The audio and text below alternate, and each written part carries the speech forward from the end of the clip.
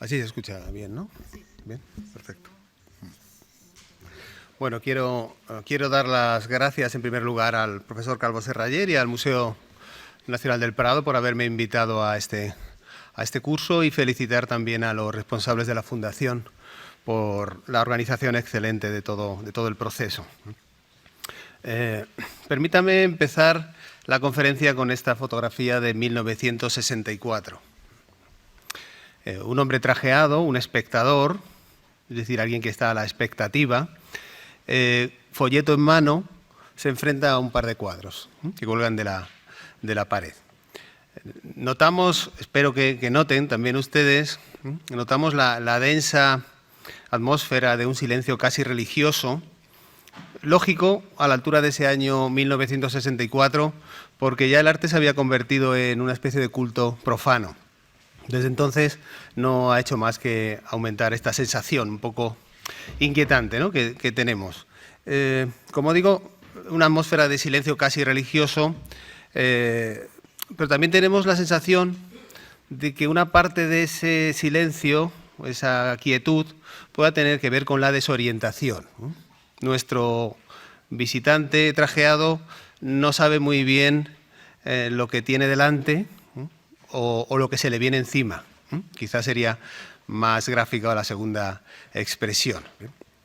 Hay silencio, la fotografía transmite mucho silencio y también hay mucha soledad. Y uno se pregunta si es que no había nadie más en esa sala, lo cual tampoco sería raro, porque la historia del arte a veces ha obviado algunos datos básicos de asistencia de espectadores, y hemos construido a veces los grandes relatos de lo contemporáneo imaginando que eran siempre, por ejemplo, exhibiciones exitosas y una recepción crítica o mediática siempre muy favorable, cuando a menudo, o si no en ocasiones, se producían escenas como esta. No es una fotografía provocada por el autor de la imagen, sino que esto es lo que había en aquel lugar. Estamos en la sala española de la Internacional del Instituto Carnegie en Pittsburgh, Pensilvania, año 1964. Ese silencio, esa soledad que tiene el espectador, contrasta con la imagen del cuadro al que se enfrenta, literalmente, que tiene enfrente. Es un cuadro que parece gritarnos desde la pared, con sus pinceladas salvajes, con su exceso de carga pictórica, de materia pictórica, y con su aspecto también bastante agresivo, bastante inquietante. Ese cuadro es, a lo mejor lo habrán adivinado algunos de ustedes, es un Tapies, un Antoni Tapies, que cuelga junto a un Antonio López, del que vemos solo un fragmento, en una mezcla bastante curiosa entre un informalista y un hiperrealista. En el año 64, en Europa, por ejemplo, no se colgarían los cuadros, estos dos cuadros uno al lado de otro, porque incluso habían jugado casi los roles de antitéticos, pero sí en Estados Unidos, lo que nos habla muy bien de la libertad de criterio, de gusto, de concepto de algunos de los responsables del arte contemporáneo en Estados Unidos, en este caso de los directores del Museo de Arte del Instituto Carnegie, que a la altura del año 64 pues, se concretaba en la figura de Gustav von Groswitz, al que conocían simplemente como von, cual también hablaba un poco de la peculiar persona que era. Vayamos ahora, si me permiten, a esta otra fotografía, realizada 30 años, casi 30 años después de la anterior. Es la época en la que se habían puesto de moda otras prácticas artísticas, algunas superadas también de inmediato, entre ellas las instalaciones. A la pura contemplación, a la distancia necesaria para degustar la emoción estética en la que se esforzaba nuestro espectador un poco desorientado del año 64, le salió un serio rival con las instalaciones, que vendían, entre comillas podríamos decir, que vendían una experiencia en primera persona, incluso una vivencia. Una introducción del espectador en el planteamiento artístico.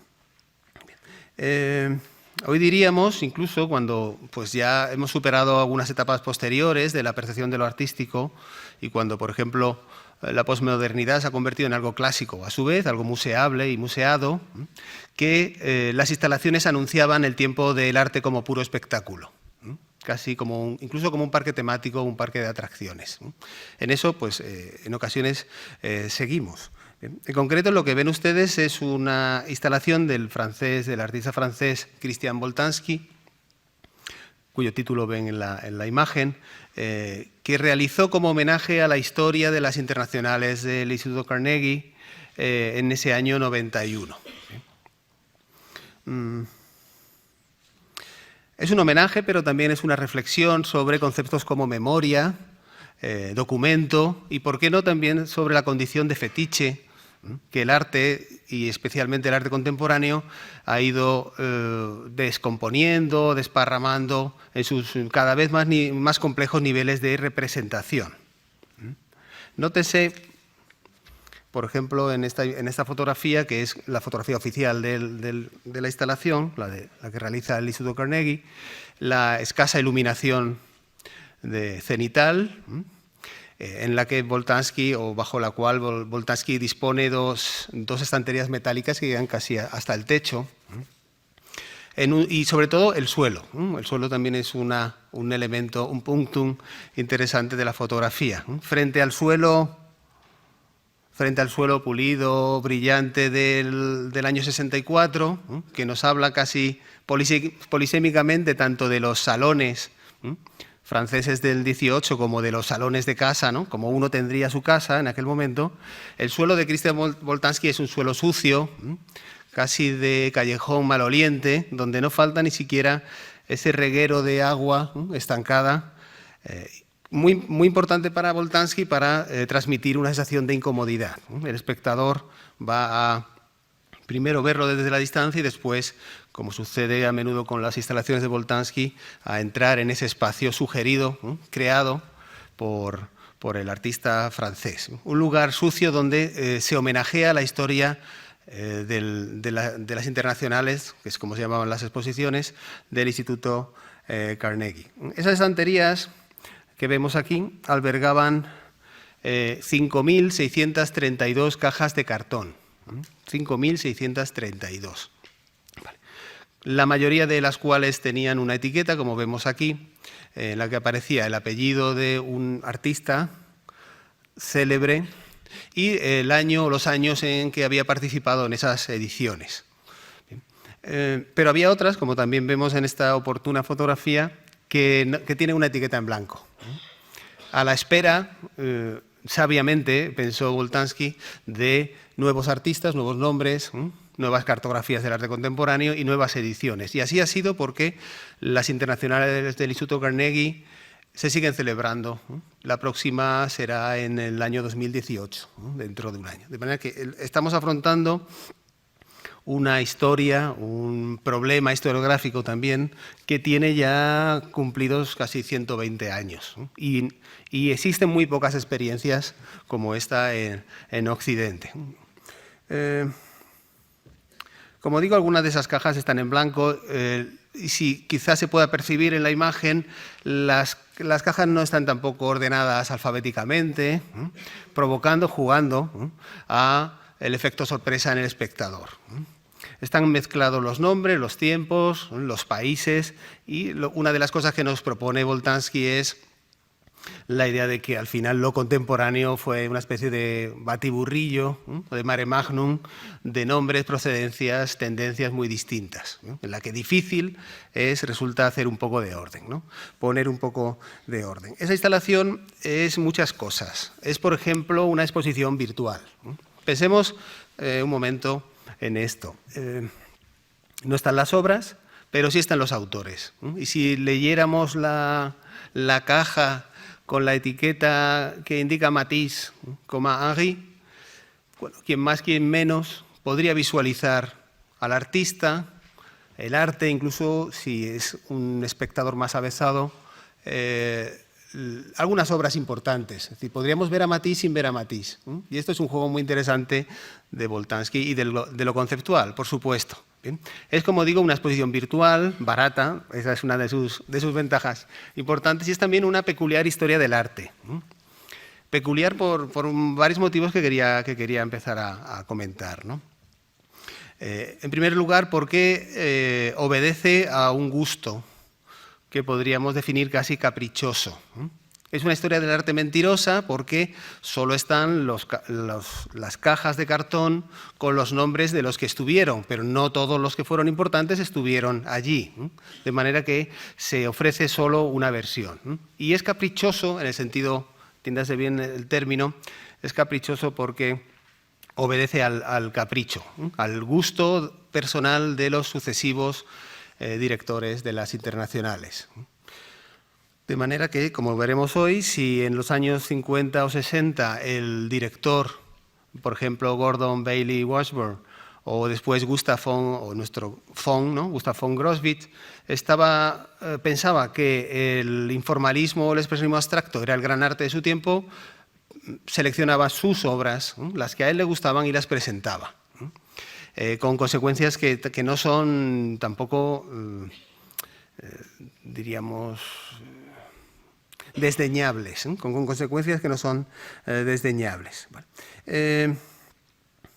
Este gusto, como digo, se convirtió, este gusto individual, que acaba creando historia del arte e historiografía del arte, se convirtió finalmente en una selección de autores, pero también en una selección de obras de cada uno de esos autores. Por ejemplo, lo vamos a entender muy bien. No es lo mismo un Picasso de 1901 que uno de 1906. Y tampoco es lo mismo ver ese Picasso de 1901 en 1902 o verlo en 1915, cuando ya se había producido pues, un recorrido de esas propuestas y ya no parecería tan avanzado, sino más bien conservador o incluso un poco reaccionario, ¿no? Podríamos decir. De manera que todo cuenta en una selección y en una historia sobre selecciones que son las exposiciones. Por una parte, los artistas elegidos, las obras concretas elegidas en cada momento. Por otra parte, los que no estuvieron. Muchos de ellos hoy nos parece pertinente que tendrían que haber estado. Y se produce una curiosa especie de vendetta por parte del historiador del arte en reclamar o en indignarse ante la ausencia de algunos nombres, ¿no? Que podríamos entender fácilmente, ¿no? ¿Qué gusto tendrían esos americanos, ¿no? Podríamos decir, para no haber llevado este artista que nos parecía fundamental en aquel momento? ¿Bien? Pero como digo, eso es una jugada a tiro hecho que también es muy fácil de hacer. ¿Bien? Y por último, también en la presentación ante el público estadounidense, que no solo pensaba, cuando veía esas exposiciones internacionales, que aquello era lo mejor del arte contemporáneo, sino lo único. Cuando solo recibía un mensaje y podía acabar pensando lo que el director de cada momento quisiera que pensara. Es decir, no hablamos de manipulación, pero sí de una información sesgada y las consecuencias en lo que vamos a ver ahora, ¿no? En ese público estadounidense es en el que piensa, el personaje que vemos aquí, Andrew Carnegie, un personaje muy singular, que comparte perfil con muchas historias de billonarios de la época, orígenes humildes. No es el caso que hemos visto antes de Archer Harrington, ¿no? En este caso, orígenes irlandeses, emigrante que va construyendo su sueño y que acaba siendo un magnate del mundo de los transportes y del acero, de las comunicaciones y del acero. Es, por ejemplo, el primero que creyó en algo que ya nos suena un poco raro, como los wagon lead, los coches litera, cuando echaban a andar allí a finales del siglo XIX en Estados Unidos. Hizo una gigantesca fortuna, como muchas de estas historias no nos repiten una y otra vez, y tenía unas ideas peculiares sobre la sociedad y la cultura. Pensó que sería de justicia devolver al pueblo que quería que se convirtiera en público, al pueblo estadounidense, bueno, pues las grandes cantidades de sangre, sudor y lágrimas que vertieron los trabajadores del acero, por ejemplo, en la ciudad de Pittsburgh, la ciudad más industriosa en aquel momento casi de todo Estados Unidos. Para ello decide hacer un regalo filantrópico en forma de cultura a través de la educación retiniana, que seguramente era más eficaz que a través de la escritura o de la literatura. ¿Bien? Es más fácil disfrutar de ciertos códigos antes que de la escritura, por ejemplo, la música, lo visual, lo puro, etc. De manera que en el año 1895 empieza una tarea de construcción de diferentes edificios en la misma ciudad, funda varias instituciones, fundaciones, y lo que vemos aquí es el Museo de Arte, el Museo de Historia del Arte de la ciudad. Es un museo que se construye al mismo tiempo que el de Historia Natural, y Carnegie fue inicialmente conocido mundialmente sobre todo por el gran éxito en los yacimientos a la búsqueda de dinosaurios, de esqueletos de dinosaurios. Incluso fue regalando diferentes réplicas de ejemplares por todo el mundo. Pero al lado de ese museo de dinosaurios y de huesos, el Museo de Arte de la ciudad, que fue muy importante porque, por ejemplo, por aquí en los años 50 aparece un hijo de familia polaca emigrado a Estados Unidos, que entonces seguía firmando como Warhola y que luego conoceremos como Andy Warhol. Y reconoció Andy Warhol que sus visitas a las internacionales en Pittsburgh le ayudaron a educarse en una sensibilidad moderna. De manera que es un lugar muy especial, muy atractivo. Andrew Carnegie sabía, como nos ha contado también Mitchell Coding en la conferencia anterior, que los productos más refinados todavía seguían en la vieja pero venerada Europa. Ese es un proceso que también cambiará a partir de los años 30, cuando el arte de Estados Unidos decida asumir el relevo de aquel lugar, de París, como nos dice Serge Guilbault en su famoso libro, de cómo se robó la idea de arte moderno, cómo la robó Nueva York a París. Pero todavía estamos a finales del siglo XIX, y como digo, Andrew Carnegie decide invertir mucho dinero en educar visualmente, artísticamente a un público que no había visto nada de esto, y un público que además no soñaba quizás ni con salir de la ciudad. Muchos de ellos, por ejemplo, solo salieron a lo mejor a Nueva York cuando se realizó la Exposición Mundial del 39, y aquello fue como su gran aventura vital. De manera que él, ya que no podían ir a Europa, mucho menos, traería lo más exquisito de esos productos culturales. En una operación de trasplante muy drástico, que tuvo efectos positivos también, ¿por qué no? Lo fascinante de estas exposiciones, de estas internacionales, en las que el arte español va a ser importante, y ahora pasaremos a ello, es que de inmediato saltaron las fronteras de lo local, se expandieron por todo Estados Unidos y contribuyeron a educar a la crítica y a los jóvenes artistas de aquel país. De manera que no es exagerado decir que el arte estadounidense no habría sido igual sin estas lecciones o estas imágenes que se proyectaban desde las paredes del Instituto Carnegie. Para poner en marcha el museo nombró a este primer director, John W. Beatty. Era un pintor impresionista, por eso he querido traer un par de imágenes, y sobre todo alguien de un gusto muy conservador. Alguien que, su propia práctica lo indica, creía que el último movimiento digno de la pintura moderna había sido el impresionismo, y alguien que incluso llega a escribir que Gauguin, Van Gogh o Cézanne son unos iconoclastas de la peor ralea, son una especie de revolucionarios, e incluso alguien que escribe que no son artistas. Él tiene un gusto muy conservador que se va a reflejar en su selección. Por eso el título de la conferencia se llama también El gusto del otro, no solo aludiendo a Estados Unidos, sino también a estos otros que son lo que fueron los directores. Él estuvo al frente de las internacionales entre el año 1895 y 1922, un momento muy importante para el arte mundial y también para nuestro arte español. Gracias a él llegan los primeros pintores españoles, que se llaman José Villegas, Gustavo Vacarisas, Francisco Domingo, Eugenio de la Gándara, pero son artistas que viven en Roma o en París, que triunfan allí y a los que él contacta personalmente. De manera, en ese sentido, lo español se diluye y se les acepta o interesan por un estilo, ¿no?, que es internacional, una modernidad cercana al impresionismo, un postnaturalismo y demás. Pero también John W. Beatty es el que decide traer un lenguaje más moderno en la persona de Joaquín Sorolla. ¿Vale? Su primera participación en las internacionales es de 1901.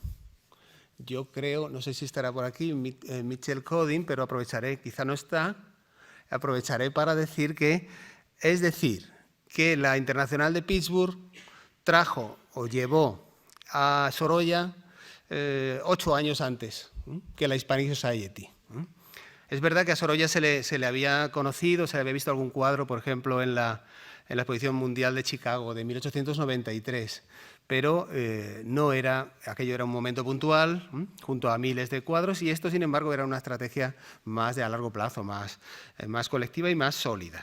Entre 1901, cuando presenta, por ejemplo, esta obra, La Madre, que está en el Museo Sorolla, como bien saben, y 1923, que es la fecha de su fallecimiento, se le invitará 4 veces más a participar. De manera que él, bueno, pues hay una presencia más o menos continuada de Joaquín Sorolla. En el año 7, de nuevo bajo la dirección de Beatty, también llega Zuloaga, 2 años antes, que su gran exposición en la Hispanic Society. ¿Vale? Me gustaría puntualizar que la presencia de Sorolla y su recepción crítica inicialmente no tuvo nada que ver con los tópicos españoles o nacionales o raciales. Cuando se hablaba de él en la prensa estadounidense se hablaba en términos de pintor moderno que había nacido en España, pero nada más. Términos de pincelada, de composición. Es decir, Sorolla al principio es recibido en las internacionales como un miembro más de la comunidad internacional. ¿Vale? Esto va a cambiar a partir del año 12, de 1912, cuando por una parte el propio Sorolla intensifica su ritmo de exposiciones en Estados Unidos y también cuando Zuloaga se empieza a hacer más presente. Hay otro factor también interesante, más sutil, y es que empiezan a llegar cuadros de artistas españoles adscritos al regionalismo.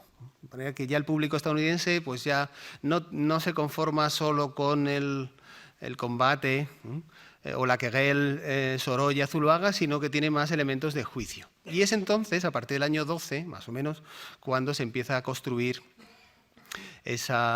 pues uno de los cimientos de esa antítesis entre España blanca, España negra, y cuando, a la vista de algunos cuadros de Zuloaga, por supuesto, no se puede decir lo contrario, se empieza o reverdece pues aquellas leyendas sobre la Beta Brava o sobre el carácter trágico de todo lo español. Pero como digo, es bastante después.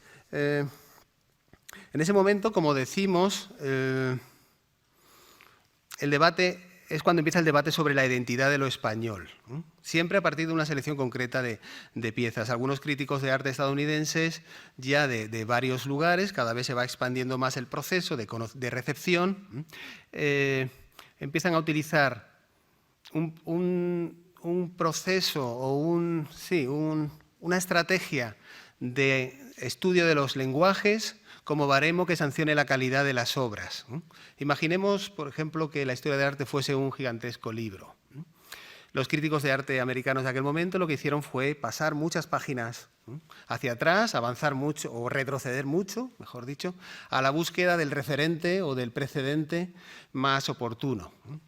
Si el pintor español moderno era un pintor figurativo que tenía interés en el naturalismo y en la descripción, el estandarte de Velázquez era izado, sin ningún tipo de duda. Si por otra parte era un pintor que estaba más interesado en el color o en la recreación de atmósferas, pues aparecía también el Greco como una referencia sutil, ¿no? O si había elegido ese artista siglo XX, había elegido temas un poco más extremados, un poco más violentos, por supuesto Goya ocupaba las críticas principales. Bueno, esta es un esquema simplista, pero quizá tuvo una virtud, y es que a una gran parte del público le permitió entender algo, al menos, de cómo eran las grandes opciones estéticas, ¿no?, del arte, aunque, como digo, fuese un poco siempre a la baja, ¿no? Por supuesto, también, como digo, si el tema es extremado, también hubo referencias a la escultura barroca, Ribera, todo aquello que pudiese servir para justificar.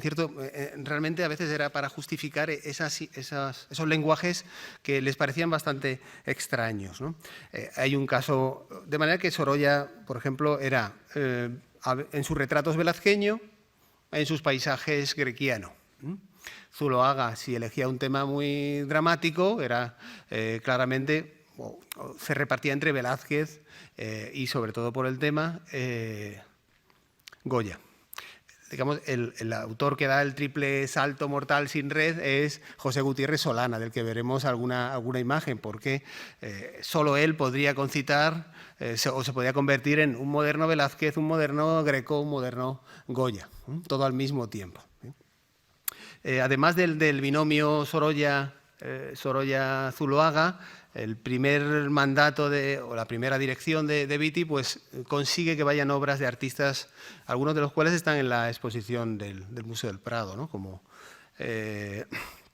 José Pinazo o como los hermanos Zubiaurre. Es decir, se va abriendo un poco la puerta hacia lo que llamaríamos una pintura de término medio, no nada radical, por supuesto, pero tampoco ya conservadora, una pintura un poco más moderna. En el año 22, ante las críticas por el excesivo conservadurismo de Beatty, es sustituido por este personaje que vemos aquí, Homer St. Gaudens, un militar de carrera, pero en su beneficio, diríamos, como contrapeso, hijo de Augustus St. Gaudens, que es uno de los grandes nombres de la escultura decimonónica en Estados Unidos, del que había, bueno, pues, gracias al cual había adquirido una formación mínima o imprescindible para aceptar ese encargo. Las internacionales se transforman totalmente con Homer St. Gaudens, que está al frente de ellas entre 1922 y 1950, porque decide pues, transformar toda la estructura. Se inventa un sistema de jurados, que a veces van a ser críticos de arte, otras veces directores de museos o artistas. Un sistema de jurados lo que realmente introduce es, de nuevo, el privilegio, la priorización del gusto. Es decir, los jurados van a decir lo que a ellos les gusta, sobre obras que le han gustado al director, ¿vale?, que es un doble nivel de aceptación del gusto, que a veces no tenía que ver con la calidad, por supuesto, de las obras. Un sistema de jurados, un sistema de premios cuantiosos, gran publicidad mediática y, sobre todo, un concepto nuevo de presentación o de competición, mejor dicho, artística entre países, que había un poco copiado de las bienales venecianas, claro, pero que aquí adquiere otro matiz. Los principales países de esas internacionales van a ser Estados Unidos, Inglaterra, Italia, Alemania, Francia y España. En cada uno de esos países, menos en Estados Unidos, Homer St. Gaudens tenía a sueldo a un representante, alguien que vivía allí, estaba muy bien contactado con galerías, con museos, con artistas, con exposiciones, y hacía una preparación durante todo el año a la espera de que hacia los meses de marzo o abril Homer St. Gaudens hiciera su habitual viaje por Europa, por las principales capitales europeas, eligiendo las obras que finalmente iban a estar en Estados Unidos. La representante en España fue Margaret Palmer, que es una mujer heroica, todavía muy poco conocida, que había huido, de la que sabemos que había vivido en París, había huido durante la Gran Guerra y había llegado a Madrid, se había conectado con el círculo de la Embajada Americana y bueno, siempre sintió un amor bastante emocionante por España y por la cultura española. De hecho, cuando empieza la Guerra Civil Española, ella arriesga su vida en procesos de selección de obras y bueno, pues exportación, porque sabía que esas obras españolas, si se vendían en Pittsburgh, producirían dinero que beneficiaría a los artistas. Muchos de ellos, algunos incluso muy sonados, como el que vemos aquí, Anglada Camarasa, habían estado antes de la Guerra Civil, habían vivido en el gran mundo, pero en la Guerra Civil tenían serias dificultades económicas. Bueno, esto también me interesa indicarlo. El Instituto Pittsburgh no ganaba nada de dinero con las ventas, sino ponía en contacto pues, unos posibles clientes con los artistas. Y las transacciones se hicieron siempre de forma totalmente transparente. Bueno, aquí la vemos, como digo, en Palma de Mallorca, con uno de los protagonistas de la pintura española de los 20, Hermenegildo Anglada Camarasa. Esa participación de Margaret Palmer en la Guerra Civil le llevó, incluso lo sabemos, a que su nombre apareciera, o su apellido apareciera en las listas negras del primer franquismo, y le impidió incluso volver a España y reclamar propiedades que tenía, por ejemplo, en Madrid o en la costa, de manera que perdió todo en esa defensa totalmente filantrópica, ¿no?, de lo español, convencido de que bueno, lo español era un arte de primer orden, también lo español moderno, y dando el salto entre todos esos precedentes que habíamos visto antes, los Goya, Velázquez, etcétera, con lo que se estaba pintando en aquel momento. Simplificando los tópicos nacionales al uso, pues Estados Unidos, digamos, Inglaterra era el país o la nación madre de Estados Unidos, por eso era importante. Estados Unidos era el anfitrión, luego siempre tendría un gran porcentaje de obras. Ese nacionalismo se fue incrementando con las décadas. Italia seguía siendo el país de lo clásico, París el país del impresionismo y luego de la vanguardia, Alemania pues el país de los expresionismos, volvían una y otra vez los expresionismos. ¿Y España? Bueno, pues España en primer lugar podríamos decir que era el país del realismo. Se siguió viendo a menudo como el país del realismo, de las figuras de mucho carácter, de los paisajes duros y de los temas poco o nada complacientes. Por eso, esto que vemos aquí, este artista, José Gutiérrez Solana, fue uno de los más admirados y, digamos, los que mayores emociones contrastadas produjo en el público, que no sabía muy bien si sentirse atraído o repugnado hacia las imágenes que veía. Incluso recibió un honor que no tuvo casi nadie más en esa historia de las internacionales, que como fue una sala para él solo en el año 36, en el año del comienzo de la Guerra Civil, con 17 cuadros, entre ellos están estos, ¿no?, que ya son bastante elocuentes, ¿no?, que también gritan bastante, como aquel otro cuadro de Tapies del comienzo, y que digamos, desarrolló o soltó una reacción de cultura popular que resulta claramente definitoria de los tiempos. Por supuesto, aparecieron las típicas caricaturas que hacían un modo de balance de lo que se veía en cada exposición. Aquí vemos, ¿no?, cómo se siente, ¿no?, un visitante a la Internacional después de salir de la exposición de Solana. Digamos, ingenuas, pero no tanto, porque reflejan también ideas generales o tópicos sobre la pintura de unos y otros. ¿Bien? O esto que vemos a la derecha, unos grandes almacenes, Gimbels, de la ciudad, animaban a las mujeres que quisieran homenajear la sala de José Gutiérrez Solana a comprar en sus establecimientos unos vestidos de encaje negro español. De manera que la fusión entre moda y pintura era algo, desde luego, que definía que los tiempos estaban cambiando y que el impacto de las internacionales no quedaba solo en las salas, sino que el público normal sabía lo que se estaba exponiendo a pocos centenares de metros. Incluso algunos otros grandes almacenes llegaron a colgar cuadros en sus escaparates, cuando casi nadie lo había hecho hasta ese momento.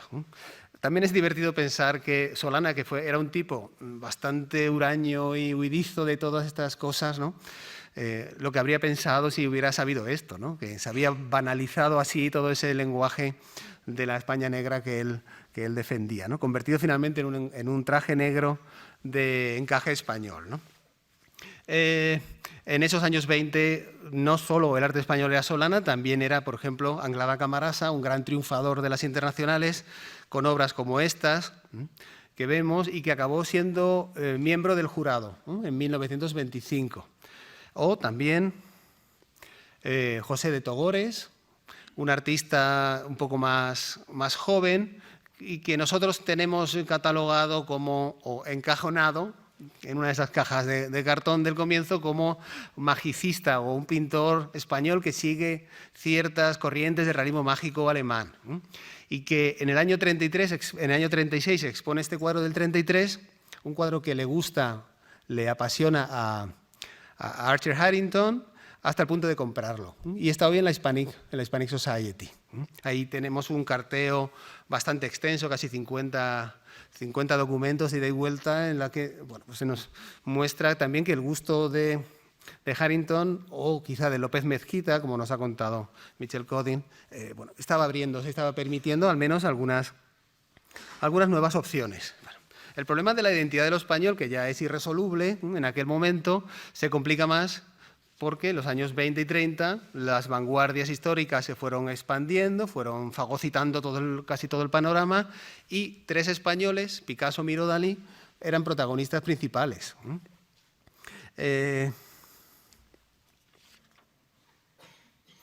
La crítica estadounidense se esforzó mucho y a veces llegó incluso a desesperar, intentando primero saber por qué esos tres artistas, pintaban como pintaban.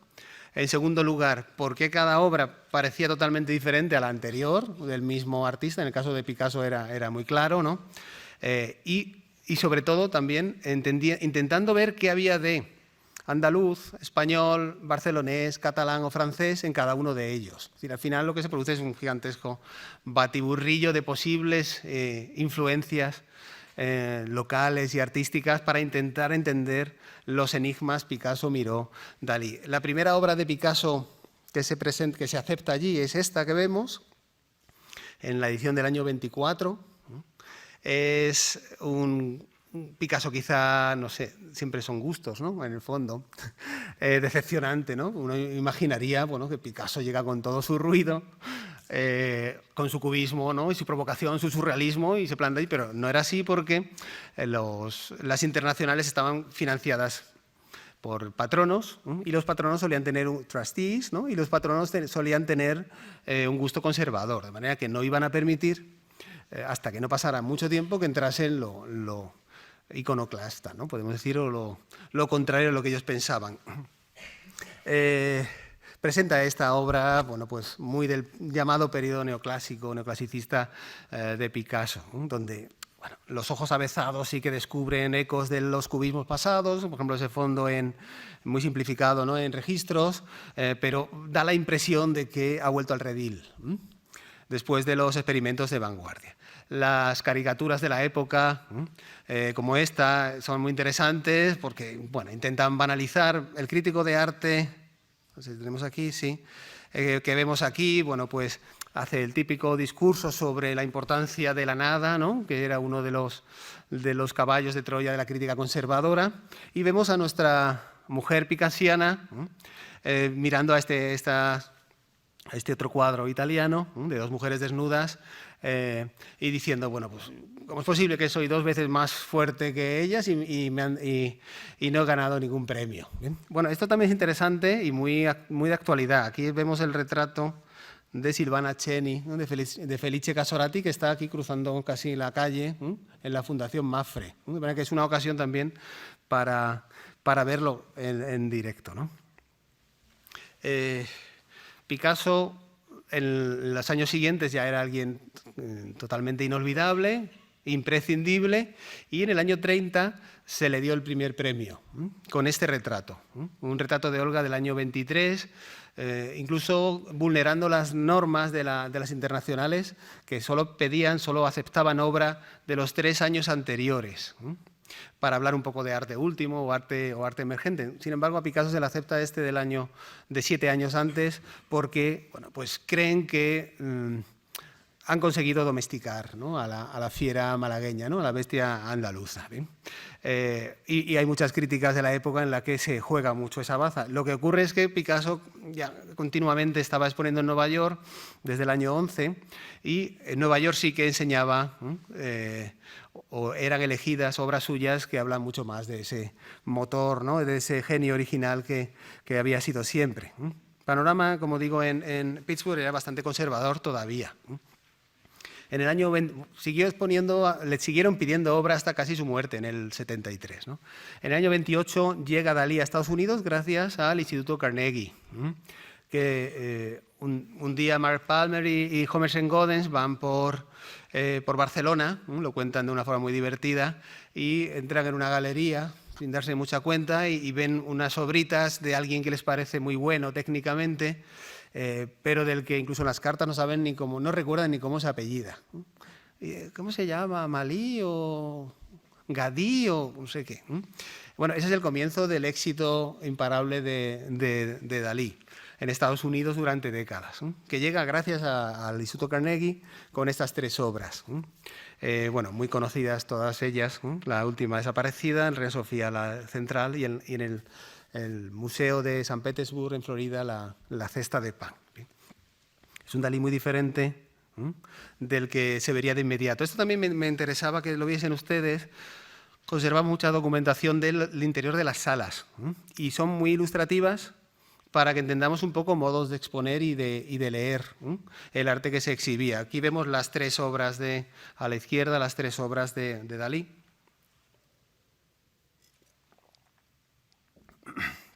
Junto a 2 obras de los hermanos Zubiaurre, un arte que no tenía nada que ver con él y que le permitía pues, brillar más, ¿no? En su modernidad. Las selecciones al final fueron muy raras y aparecieron cosas muy dispares, ¿no? Pero el público tenía que digerir lo que veía en cada sala, no podía entender lo que se había movido por allí. Dalí es un nombre de referencia en los 30, aquí le vemos, es una fotografía muy bonita, le vemos pintando la metamorfosis de Narciso, pintándola, de la que no existen más imágenes de ese momento, en su estudio de París, y la que vemos al fondo es Margaret Palmer, la misma que había estado con Anglada Camarasa, pero ya con el paso de los años y de la enfermedad dejando huella en su aspecto, ¿no? Vale. Dalí presentó en el año 36 esta obra muy conocida también, o se le aceptó, esta construcción blanda con judías hervidas, quizás junto a esta otra, esta masacre de Francesc Serra, son las únicas 2 obras que hablan algo de la situación política en España, lo cual no deja de sorprender porque la historia contemporánea de España fue muy convulsa, 2 periodos monárquicos, una guerra civil, una república, una transición, una democracia, y siempre los responsables del instituto prefirieron no meterse en asuntos de política. Pensaban que les podía traer más inconvenientes que ventajas. Pero la política, aunque ellos no quisieron, la política se metería, ¿no?, en ese terreno. Bueno, y el último de los 3, Joan Miró, el que llega más tarde, del que se acepta más tarde obra. Esta es la primera obra que se ve en el año 38 y las críticas que recibe en el año 38 son bastante increíbles, ¿no? Se le tilda pues, de alguien que dibuja como un niño, que no sabe pintar, que no le interesa a nadie en Pittsburgh, claro, porque en Nueva York llevaba ya 12 o 13 años siendo la proa de la vanguardia, ¿no?, de una cierta vanguardia. Y con Miró, bueno, pues se le va a seguir demandando obra. El arte abstracto, por ejemplo, esto no es abstracto, claro, pero el arte abstracto de un Kandinsky, ¿no?, o ciertas obras de Paul Klee llegan solo en el año 38 a las internacionales, de manera que lo que vieron hasta ese momento era una cosa era un panorama bastante edulcorado. Como digo, ellos no querían saber nada de política, pero la política entró en todo Occidente y tuvo consecuencias. Las internacionales se detuvieron hasta el año 50 y fue entonces cuando un nuevo director, Gordon Washburn, al que vemos aquí a la izquierda, pues le dio un impulso diferente a las internacionales. Los representantes en España fueron estos 2 catalanes bien conocidos, José Henó de Lasarte y el historiador Josep Gudiol, que por suerte para ellos estaban en Barcelona, que era de nuevo el epicentro del arte moderno. Y desde allí también, bueno, intentaron convencer a Washburn de ciertos artistas, ciertas selecciones. Esta es una imagen de la sala del año 50, donde vemos, bueno, lo que vemos a la izquierda es un Anglada Camarasa. Lo del centro, un artista muy poco conocido, se llama Guerrero Malagón. uno tiende a pensar que la selección pues, tenía que ver con todos esos tópicos, ¿no?, todavía mantenidos sobre lo macabro, ¿no?, de lo español, y la traigo sobre todo por la imagen de la derecha. Es un tapies del periodo d'Aualset, un tapies antes del informalismo. Entró en el año 50 y su gran éxito fue el primer premio, fue el tercero que lo conseguía en España, después de Picasso y de Caviedes, de Hidalgo de Caviedes, en esta exposición del año 58. El tapiz es este de aquí, pintura, se llama pintura, muy matérica, muy escandalosa en su época. La gente se volvía a plantear si esto era arte o solo eran materiales dispuestos de alguna forma en el lienzo. Incluso hubo problemas técnicos de desprendimiento de materiales y hubo un cartel interesante con tapies respecto a la restauración, ¿no? Cómo abordar esto que no sabían muy bien qué era. ¿Bien? Bueno, esta es una sala donde están algunos de los premiados. Esto es un Alberto Burri, Gottlieb, esto es un Chillida, no lejos de esto es un Rothko, es decir, un momento de los años 50 en el que el triunfo es de los informalismos en Europa y de los expresionismos abstractos en Estados Unidos. Es también muy interesante la forma de exponer escultura, por ejemplo, diferentes creaciones o criaturas en un mismo espacio, ¿no?, que unifica, pero también ayuda a plantearse variaciones. Bueno, podemos entender que si este fue el primer premio, las burlas no tardaron en llegar, ¿no? Aquí vemos al público, casi parecería un anticipo de la primera fotografía del año 64, y vemos, bueno, que él se pregunta dónde está la exposición de arte, ¿no? Está rodeado de estas criaturas, un Calder, lo que está colgando del techo, por supuesto, un Burri, un Henry Moore en la parte inferior, y todos los premios, y en el centro el tapiz, perdón.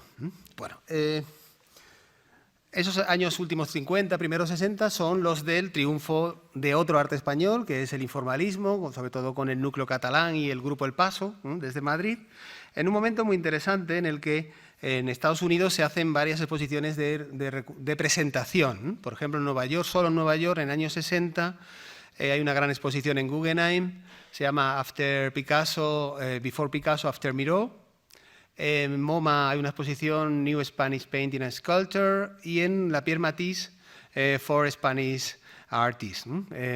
Rivera Canogar, Saura Millares. En un solo año toda esta oleada de informalismo que va a culminar en el año 64 en la exposición mundial de Nueva York, uno de cuyos pabellones más consagrados es el español. Bueno, aparte de esos nombres, por supuesto, bueno, pues están los Tarrás, Cuixart, Serrano, Juan Francés, Lucio Muñoz, en fin, todos ellos. La llegada masiva de arte informalista llevó a un reverdecimiento de los tópicos sobre la identidad de lo español, ¿no? Volvieron a aparecer los discursos sobre el carácter trágico, la beta brava, el drama, la muerte, sobre todo en algunos artistas, como en Saura. Esta es una obra que tiene el museo, que conserva el museo, porque la compró en aquel momento, el retrato imaginario de Goya, Rafael Canogar. Son obras muy tempranas, hoy son piezas muy valiosas, del arranque de sus diferentes trayectorias, y obras que impactaron en general en el público y en la crítica, que durante los 60 acabó considerando que las mejores salas siempre eran la española y la estadounidense. Lo que yo creo que nos interesa saber para también valorar lo que hicieron, ¿no?, nuestros compatriotas en aquel momento. Lucio Muñoz, con este homenaje a Chicharro, en sus maderas quemadas y agujereadas, o por supuesto Manolo Millares, con este animal de fondo, con sus arpilleras bueno, pues, desgarradas y toda esa carga de pintura y de graffiti, antes del graffiti casi, que impactó mucho en aquel momento. Bueno, también, por ejemplo, Manolo Rivera, con esta serie de tramas metálicas, que era ya su estilo característico y que a menudo tenían títulos bastante también que concitaban el debate, ¿no?, como pues, homenaje a Kafka o medievo, metamorfosis, etc. De manera que lo que se estaba enseñando en los 60 del arte español era un arte muy variado, ¿no?, que muchos creían todavía que se podía seguir explicando en términos raciales o nacionales. También en los 50, ¿no?, y en cierto modo absorbido por el grupo, se produce la primera participación de Eduardo Chillida, con esta obra que adquiere el museo, Haitian en el viento. Chillida será importante para después. En los años 60 se siguen haciendo exposiciones, vemos cómo van pasando las diferentes propuestas del arte internacional. Pablo Palazuelo, que se había formado, se había criado en París, pues es definido como un poco uno de los primeros neoabstractos españoles, con este mandala del 58 que también tiene el museo. Y también vemos cómo van llegando los hiperrealistas. Antonio López, del que vimos un pequeño fragmento en la fotografía inicial, bueno, pues en la edición del 67 presenta esta ventana con su hija en la parte inferior, en un lenguaje bastante característico y en un tiempo en el que Antonio López todavía no era casi nadie, ni siquiera en España. Estaba empezando a ser representado por una galería que se llama Stenfli, pero todavía no era más que nada un outsider, ¿no? Una alternativa a todo ese informalismo que era promovido por el Estado, como bien sabemos, a través de diferentes exposiciones. En la edición del año 68 se le da el premio a esta obra muy grande de dimensiones, de Miró, esta María Luisa de Prusia, pero es un premio que y esto es interesante, el matiz, es un premio que se le concede como homenaje a su trayectoria, pero no como si fuese ya un lenguaje fértil para el futuro. O sea, es un premio de mirar hacia atrás y no hacia adelante, porque ellos sabían que el arte de esos años ya se llamaba de muchas formas distintas, ¿no? Minimalismo, conceptualismo, arte pop, instalaciones, performance, en fin, diferentes, todo un abanico de planteamientos que no eran el de Miró, por supuesto. ¿Sí? En el año 70 hay un nuevo director, Leon Arcos, que elige ya o carga más el acento en jóvenes. Tapies era todavía bastante joven, Palazuelo y Chillida. Y Chillida es el protagonista de la siguiente gran exposición de las internacionales, ¿no? Cambia el formato y ya no hay... Es decir, ya en el año 79 es cuando se disuelve el esquema de secciones nacionales, ¿no? De países, de arte por países. Es muy tarde, ¿no? Como pueden imaginar. Y en su lugar se nombra un comité de directores de museo de todo el mundo para elegir uno o dos artistas y hacer una gran monográfica de ellos, ¿no? En este caso el pintor va a ser Willem de Kooning, nada menos, y el escultor Eduardo Chillida, al que consideran el escultor más representativo del mundo en aquel momento.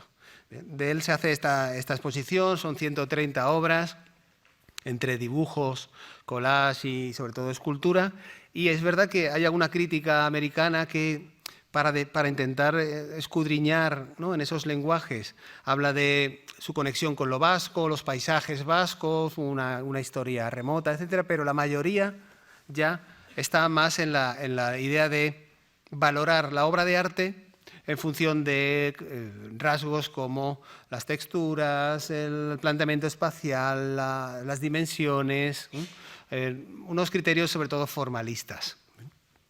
Es una posición que vio bastante gente, casi 85.000 personas, y que bueno, pues inauguró la década de los 80. ¿Bien? Es una década importante en la que España ya ha fallecido o muerto el dictador, ha iniciado la transición y luego la democracia, y el responsable de Carnegie contacta con un galerista español, se llamaba Fernando Vijande, importante galerista español, y en cierto modo traslada la responsabilidad de su gusto a este galerista, que lo que hace es elegir obras, como alguna de las que vemos aquí, obras, bueno, pues de un escultor llamado Sergi Aguilar o de José María Iglesias, y lo que estamos viendo aquí es Luis Gordillo, principalmente Luis Gordillo. Esto se llama Primera Serie Roja A, B y C. Es un acrílico de casi 3 metros de longitud, al que se reconoce, al que se saluda como el líder de la nueva pintura española. Esto es bastante interesante. Y estas dos obras de Chema Cobo, un pintor de Tarifa, que entonces diríamos estaba un poco en los códigos de la pintura de la movida madrileña, la pintura fluorescente, lo que se conoce como los esquizos de Madrid, etc. Es decir, un salto muy interesante hacia lo último en España. Además, es interesante que cuando se analizaron estas obras ya nadie hablaba del pasado, solo se pensaba en el futuro, porque lo que se había establecido era un paralelismo entre una nueva sociedad española, lo político y en lo cotidiano, con una nueva pintura. Esa es una estrategia que de inmediato los gobiernos españoles van a aplicar.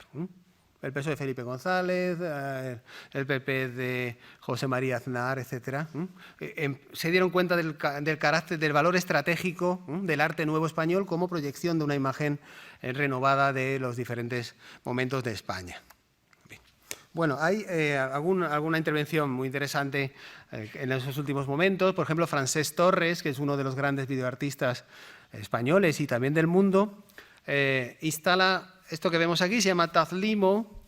Es una videoinstalación en la que, por una parte, hay una réplica en cartón a escala 1:1 de un tanque, en cuyo interior había unas cuantas iguanas. Ese tanque irrumpe en unas hileras de sillas que aluden a un atentado contra político israelí conocido. Y hay una proyección, que aquí no vemos, se proyectaba en la pared algunas escenas de la invasión de Praga por la Unión Soviética en el 68 y diferentes escenas de agresividad. Lo que nos cuenta Francesc Torres es, sigue un poco las teorías de un neuropsicólogo americano, Paul MacLean, que pues, afirmaba que el cerebro humano es la evolución de otros cerebros, del cerebro reptiliano, del cerebro mamífero. Y eso explicaría pues, esa tendencia a la dominación, a la agresividad, etc. Francesc Torres siempre es alguien que tiene un mensaje humanista, intenta buscar la forma más expresiva de transmitirlo. Ya desde luego este Instituto Carnegie no se parecía nada a aquel cuyo director pensaba que Van Gogh era o no era artista, ¿no? O era un iconoclasta. Las 3 últimas ediciones de arte español, allí en la que hubo arte español, son las del 88, cuando se ve esta obra de Susana Solano, la del 91, con esta instalación de Juan Muñoz, y la del 95, con esta obra de Cristina Iglesias, alguien muy vinculada al museo, por supuesto, a nuestro museo. Vamos, la intervención de Susana Solano se debió a... Y para eso es muy interesante, ¿no? Pues las maniobras, las correspondencias entre unos y otros, sobre todo a María del Corral, que en aquel momento era encargada de exposiciones de la Fundación La Caixa y que bueno, pues apostó por este joven valor que ya estaba teniendo repercusión en Europa y pues, la proyectó hacia Estados Unidos. Presenta pues, una de sus típicas jaulas o construcciones, realizada en hierro y polimetil metacrilato, tienen unos 2 metros de altura y 3 metros de, 2 por 2 por 3, 3 metros de profundidad y 2 de ancho. Y bueno, pues Solano siempre juega en este tipo de planteamientos con la ambivalencia, ¿no? Entre esos recintos que nos aíslan, pero también nos permiten comunicarnos, nos protegen también del exterior y, gracias a estas mallas, nos permiten establecer una comunicación, en este caso entre lo que hay dentro y lo que hay fuera, el arte, el público, el mundo real, la creación artística, etc. En el año 91...